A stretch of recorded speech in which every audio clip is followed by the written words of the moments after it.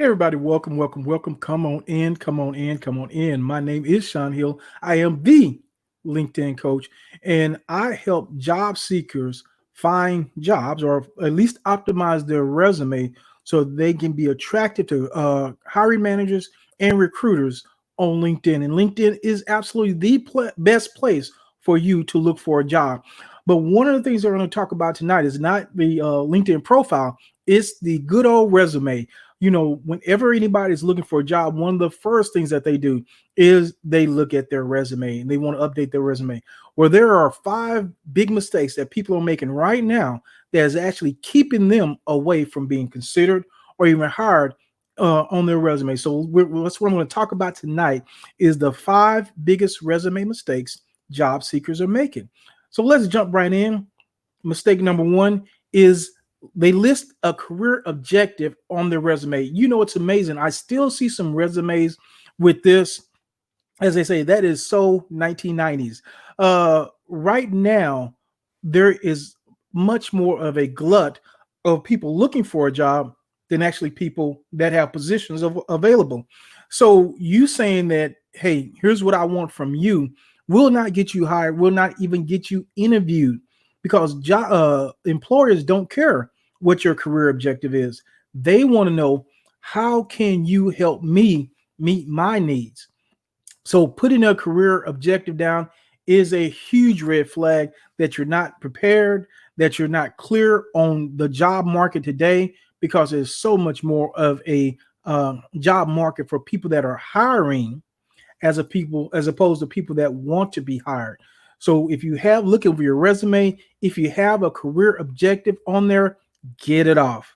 Get it off right now. So what is mistake number two? Not using job specific keywords. Or what do you mean? When you look at a job posting, there are certain things that the employer wants. Also, if you're in a specific industry, every specific industry has their own unique lingo, their own unique language. And so, what you want to do, you want to make sure that your resume has those job skills or those job specific keywords, because guess what's going to happen? What is the resume? Your resume is going to go through what's called ATS. You know what that is? Applicant tracking system. And so that's used because guess what? Most employees, I don't care, even if they have a human resources department, do not have time to go through thousands of resumes. So now they've applied AI, artificial intelligence, to look through all the resumes. And if the resumes don't have those keywords, don't have exactly what they're looking for, guess what? They don't even get to be seen by human eyes, because they will be pushed to the side, they will be moved out of the way. So you want to make sure that you customize your resume for a specific job, for a specific posting. You want to make sure that your resume now you don't want to lie, okay? If you don't have the skills, don't put those skills down. But you want to make sure that your resume is in alignment with what the job posting is asking for. Okay? So that is the mistake number two. Now, mistake number three, I know there's some poor spelling and poor grammar.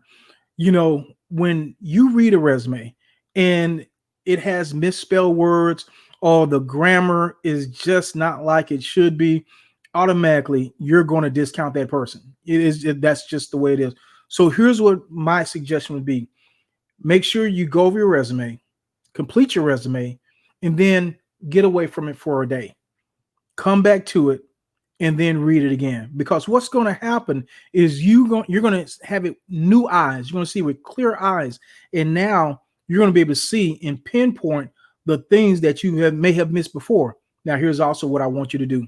Then I want you to allow somebody else to read it. Now, make sure that the person that you're having read your resume is actually somebody that you respect and that uses proper grammar, because you don't want to just have anybody reading your resume, because they're probably not going to see any more than you do. Now, one of the tools that you can use is Grammarly. I've heard Grammarly is a really good tool as far as using grammar and things like that. So you definitely want to take advantage of all the tools that you can get to make sure that at least on that level that your resume doesn't have misspellings in it, that it has proper grammar in it, because that's going to be so critical. If your resume actually makes it through the ATS, remember we talked about the applicant tracking system, now it's in front of someone.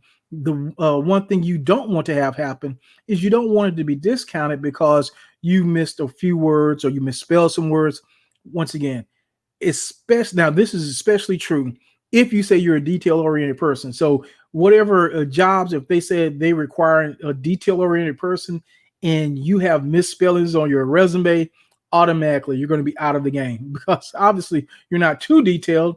You let these mistakes go through. So that is one of the biggest things you want to do. You want to make sure that you read it. You want to get away from it, right? 24 hours, get away from it, come back to it with some fresh eyes. Then you want to get one or two people that you really trust, that you will feel comfortable with looking over your resume, looking for those mistakes, looking for those things that you may have missed. All right. So we're going to keep rocking on. This is very similar, but a little bit different. You want to make sure that your resume is easy to read. Some resumes are just too hard to read. And here's what happens. A lot of times people have heard that your resume shouldn't be over one page. So what they'll do, they will push all the words together. They will lower the font to try to squeeze everything on one page. Well, guess what? If it looks like that, people aren't going to read it. It just looks too difficult. And they have too many other job applicants that they can just read their resume. Why would they go through all this effort to read yours? So you want to make sure it's easy to read. What does that mean? Good spacing, a lot of white space. It flows. It's very easy to read. If you are new and coming out of college, you probably want about a page, right? Because you probably don't have a lot of experience. If you've been in the workforce for some years, you want 2 pages maximum. So you don't have to try to fit everything on one page, but you don't want to go over 2 pages because once again, it's just going to look too difficult to read. You're not going to be in front of that person. And so you want to make sure that it fits within that. But once again, you want to make sure it's easy to read. You want to give that person that's reading that an opportunity to say, look, I can get nice bolds. I have some areas here that look good. I can read this. This is not a big chore for me. So that's number 4. And number 5, guess what? You have unexplained gaps in your resume. Now, with COVID, this is going to be a real big problem for a lot of people. But I'm going to tell you how to handle that problem in a minute. But so let's say, for instance, you've been out of work. Maybe you got laid off in March or April. And now here it is, October. And you've been looking for work all that time, but you don't have a good idea and you don't have an explanation of what you were doing with that time. Make sure you either start now or if you've already started that, hey, this is a great time to brush up on your skills. Make sure that you're putting down some skills, some classes that you've learned to show that you've been busy during this time. Also, one of the things you can do, if you volunteered at any place, make sure you list that and put that down. At least that will be an explanation of what you did during this time, other than, well, I was just looking for a job. That's understood. That's not going to be a surprise to anybody. But if you want to separate yourself from all the other job seekers, you want to make sure that you're listing exactly what you were doing during this time. And now it gets even better because now when you get the interview, you're actually in front of that person. Now you can really dig a little bit deeper. But if you don't explain it and there's just gaps on your resume, believe me, you won't even get the interview where you have an opportunity to explain it. So let me just recap that real quick.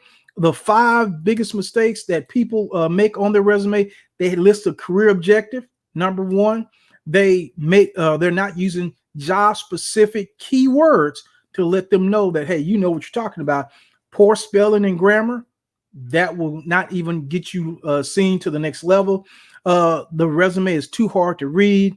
It's small font. It's all blocked together. Very hard to read. And number 5 is you have unexplained gaps in your resume. So you want to make sure that you explain how you were improving your life, what you were doing when those things were happening. Once again, my name is Sean Hill. If you have got some value from this video, make sure to like and jump in the comments. If you have some questions that I can answer, I'll be happy to answer those. But what I want you to do now, I want you to have the job search advantage. So what I want you to do is go to www.jobsearchtips.com and make sure that you pick up my study course and get the job search advantage so it can put you ahead of all those others looking for a job. With that being said, I look forward to seeing you on the next video. Talk to you later. Goodbye.